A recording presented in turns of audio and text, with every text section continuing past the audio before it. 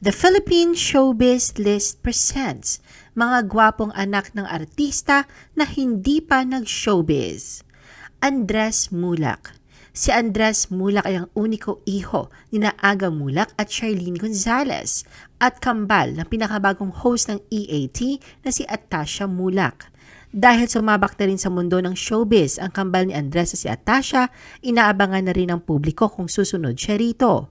Sa isang interview, sinabi ni Andres na iniisipan niya at tinitimbang ang mga posibilidad at options kung papasok ba siya sa mundo ng showbiz. Maraming tao nga ang nagkaka-interest kay Andres, lalo na sa social media. Sa katunayan ay binansagan siya ng mga netizens bilang bagong crush ng bayan. Lumaki si Andres na malayo sa mga gadgets at technology at nililibang ang sarili sa mga outdoor activities tulad ng biking, hiking at paglalaro ng basketball. Sa katunayan ay favorite sports niya ito at halos araw-araw siya naglalaro nito. Matapos siyang graduate sa Brent International School, ay lumipad si Andres patungong Spain noong January 2021 upang doon mag-aral ng kolehiyo sa kursong Business and Communications. At may isang taon pa siyang natitira upang siya ay makagraduate. Jacob Potornak. Ang 19 years old half Pinoy, half Ukrainian na si Jacob Raimundo Potornak ay anak ni Ina Raimundo at ng kanyang Canadian-Ukrainian husband na si Brian Potornak. Siya ang pangalawa at nag-iisang lalaki sa 5 magkakapatid. Si Jacob ay nakapagtapos ng high school sa International School Manila noong 2022 at kasalukuyang nag-aaral ng Business Management course sa Xavier University sa Cincinnati, Ohio, kung saan siya naglalaro para sa koponan ng baseball ng Musketeers sa NCAA Division I, ang pinakamataas na antas ng intercollegiate athletics sa USA. Ayon sa kanyang ina na si Ina, walang plano si Jacob na pumasok sa showbiz dahil nagpo-focus ito sa pag-aaral at pangarap rin itong ma-draft ng paborito niyang baseball team na Toronto Blue Jays. Santino Rosales. Si Santino Rosales ay anak ni Jericho Rosales sa kanyang ex-girlfriend na si former model Kai Palomares. Makikitang namana ni Santino ang karisma na mula sa kanyang ama. Ngunit ang 22-year-old heartthrob ay kasalukuyang gumagawa ng sarili niyang pangalan at imahe.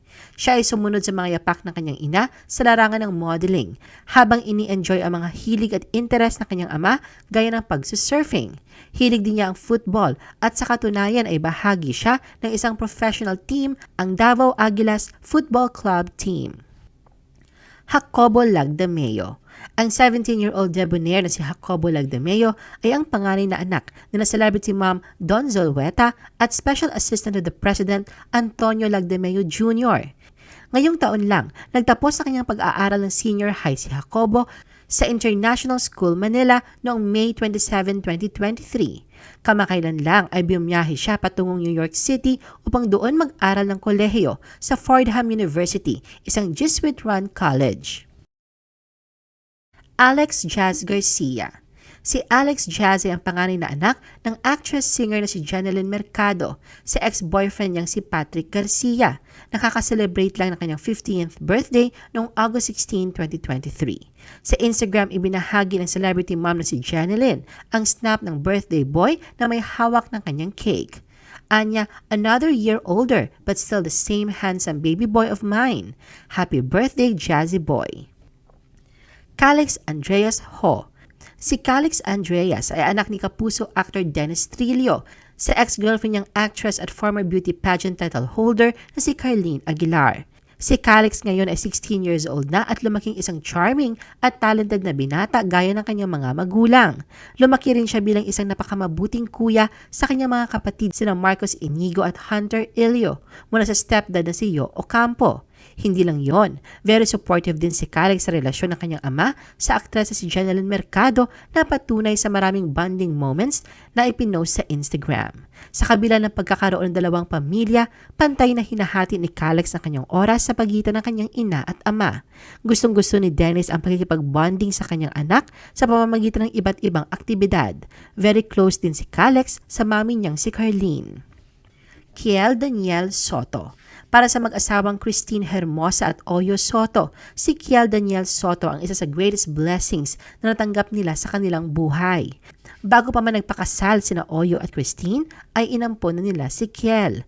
Noong August 17 ay nagdiwang ng kanyang 15th birthday si Kiel. Marami sa mga followers na Christine at Oyo ang nagwapuhan sa kanilang gwapong binatilyo nang i-share nila ang larawan nito sa kanilang mga Instagram account. Very proud naman ang mag-asawa kay Kiel dahil nagtapos ito bilang second place sa martial art tournament na Jiu-Jitsu noong February 2023. Sa kanyang Instagram post, binati ni Christine ang kanyang panganay at sinabing, "Thank you Lord for such an unforgettable experience. So proud of you Kiel." Kalakip ang mga larawan nila kasama si Kiel na suot ang kanyang napanalunang medalya mula sa kompetisyon. Nathan Linsangan. Si Camille proud sa isang proud mommy dahil sa mga achievements sa school ng kanyang panganay na anak na si Nathan Linsangan. Si Nathan ay nagdiwang ng kanyang 15th birthday noong January 24, 2023. Si Camille ay 22 years old nang ipagbuntis niya si Nathan. Ang ama ng panganay ni Camille ay ang kanyang yumaong asawa na si Anthony Linsangan.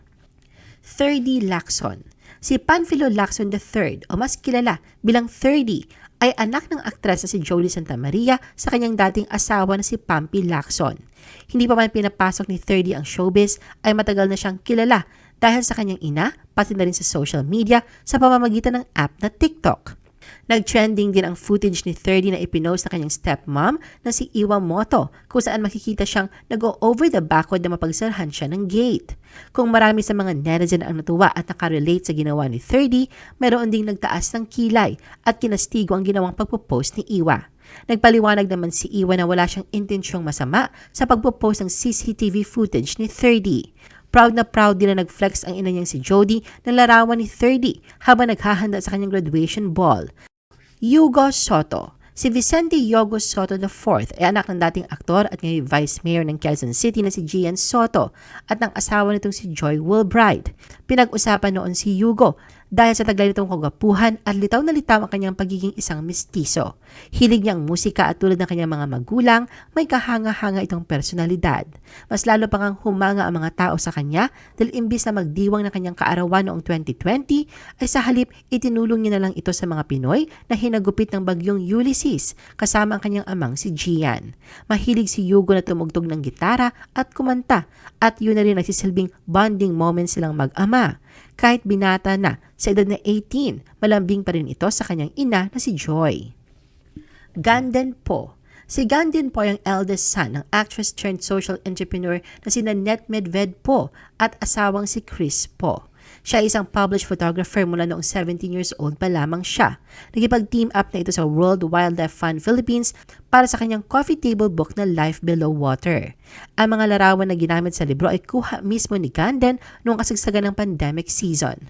Proud na proud naman si Ganden sa kanyang nagawa dahil napagsama niya ang kanyang dalawang passion, ang photography at ang hilig niya sa dagat.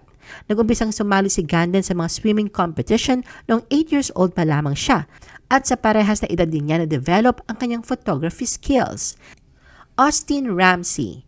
Ang 20 years old na si Austin Ramsey ay anak ni Derek Ramsey sa dati niyang asawa na si Mary Christine Jolly. Siya ay lumaki na wala sa piling ng kanyang ama. Ayon kay Derek, slow process ang nangyari sa pagitan niya at ni Austin. Pero noong nagsimula na silang magbonding at magkasama ng matagal, ay natutunan na siyang tawaging dad ni Austin. Sa isang panayam, sinabi ni Derek na ang tingin niya sa anak ay matalik niyang kaibigan pero may boundary pa rin pagdating sa pagiging ama. Isang proud dad naman si Derek na magtapos si Austin ng senior high school noong June 2022. Ang graduation ceremony ay ginanap sa Southville International School sa Las Piñas. Sa ngayon ay nakabase si Austin sa Dubai kung saan kasama niya ang kanyang ina. Robbie Jaworski. Ang panganay ng former equestrian actress na si Mikey Kuwanko Jaworski at Robert Dodot Jaworski na si Robert Robbie Vincent Jaworski ay gumawa ng ingay online dahil sa kagwapuhan nito. Hindi nga naiwasan ng mga netizen na kiligin at ma-inlove sa dashing good looks na taglay ni Robbie. Tulad ng kanyang legendary lolo Robert Bobby Jaworski at ama na si Dudot, si Robbie ay isang mahusay na manlalaro ng basketball. Ang batang cager ay kabilang sa representatives ng Brent International School sa International International Schools Activities Conference noong April 2017. Sa isa nakakaantig na Instagram post, ibinahagi ni Mikey ang kanyang nag-uumapaw na pagmamalaki at pagmamahal kay Robbie na nagtapos noong July 2023 sa Ateneo de Manila University. Rafael Rogoff. Si Rafael Rogoff ay ang anak ng yumaong batikang aktres na si Cherie Hill, si Israeli violinist na si Ronnie Rogoff. Hindi gaya ng mga kamag-anak nito, si Rafael ay malayo sa limelight ng showbiz. Si Rafael ay nakabase sa US. Nag-aaral sa New York University ng kursong Global Liberal Studies na nakafocus sa ethics, religion, and law. Kahit na malayo sa Pilipinas si Rafael, napansin pa rin siya ng mga netizens dahil sa kanyang mala-movie star looks. I-post ang inyong comments at reaction sa baba. At huwag kalimutan na i-like at i-share ang video na ito. Gusto mo pa ba ng ibang showbiz videos? Panoorin ang aming iba pang top viewed videos. Para sa aming mga YouTube viewers, pumunta lang sa description ng video na ito o i-click ang link sa itaas ng screen. Para naman sa mga Facebook viewers, ay maaari ninyong hanapin ang mga link sa comment section ng video. I-follow nyo din kami sa Facebook at mag-subscribe sa aming YouTube channel. Thanks for watching!